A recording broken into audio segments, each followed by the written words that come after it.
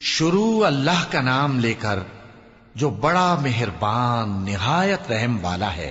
आफताब की रोशनी की कसम और रात की तारीकी की कसम जब वो छा जाए।